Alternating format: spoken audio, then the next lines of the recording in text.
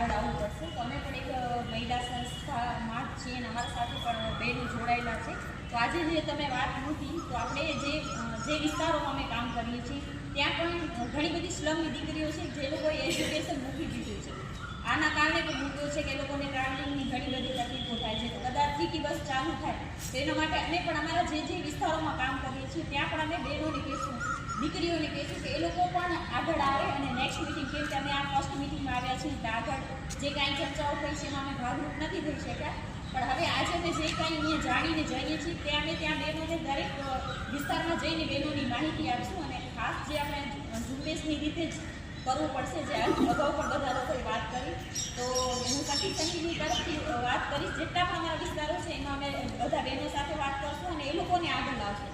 અને જે સમિતિ છે સમિતિમાં કદાચ અમે લોકો નથી આવ્યા નથી, પણ અમે ચોક્કસી કરશું કે જે સમિતિ છે એને જ્યાં કંઈ પણ અમારી મદદની જરૂર હશે તો અમે એ લોકો સાથે રહીશું.